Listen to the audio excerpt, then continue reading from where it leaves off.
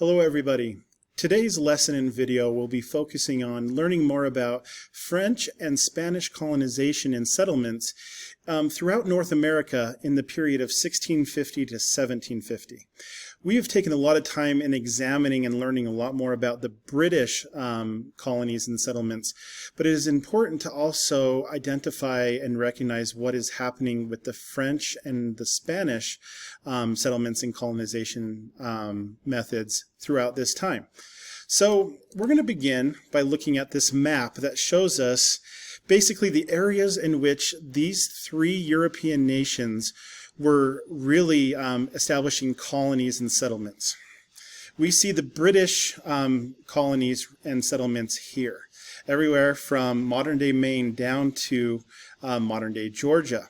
We see that line that was created by the Appalachian Mountains, and then on the other side of the Appalachian Mountains, and then all the way over to the Mississippi and even the Missouri River, we have the French settlement. We know that the French did a lot of early exploration and settlement up in this area near the St. Lawrence River and the Great Lakes region.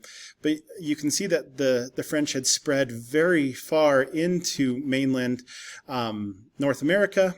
And you can see that there is a lot of access to waterways and bodies of water.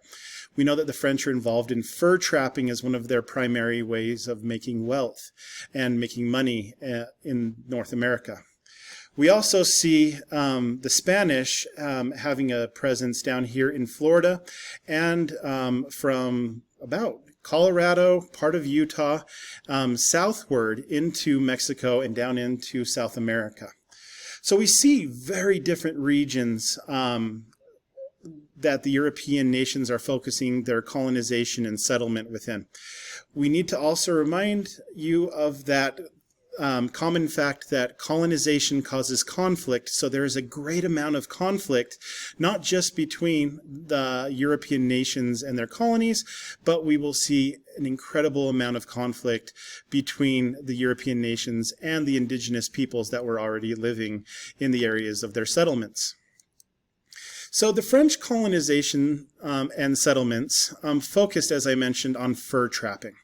They discovered that animal fur and pelts, specifically beaver skin, and could make them a lot of money in the world fashion and trade market. And so there were many partnerships made with Native Americans and indigenous tribes. So the French settlement and colonization, as I previously mentioned, focused on regions near waterways and access to water, like near the Mississippi River, the Great Lakes region, and eastern Canada. So we see here, this area is the French settlement and the area in which they claim to be under their control. Now, there would still be conflict with the British over land near the Hudson Bay. And this will be fought over and addressed and discussed in a war between the French and the British that you'll be learning, I believe, next unit.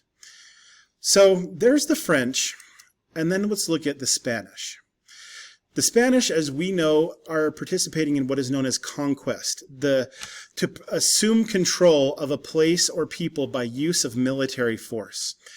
The Spanish wanted to fulfill that 3Gs focus.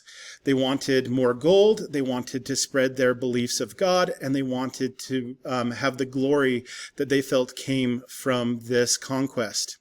So the conquistadors, those Spanish explorers that were kind of like an explorer and a soldier, were individuals hired by Spain to gain valuables, land, and to gain control in North America.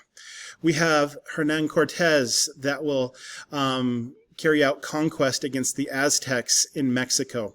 There is Pizarro that will lead a conquest to conquer the Inca Empire in Peru. We will see Ponce de Leon down in Florida in a lot of conflict with the indigenous tribes of that area. And remember, Ponce de Leon was looking for the Fountain of Youth. So conquest brought a lot of conflict and a lot of military fighting. And we sadly see many large and influential cultures and empires within the Americas lost because of the conquest through North America and into South America. There will also be an incredibly strong focus on spreading Catholicism. So we've talked about how within the British colonies there was the practice, the religious practice of Puritanism, and the Church of England with the Anglican Church. We have Baptists, we have Lutherans, we have Jewish settlements being established. The Spanish explorers and colonizers focus on spreading the ideas and beliefs of Catholicism, or the Catholic Church. And there will be a strong and very intense focus on gaining wealth.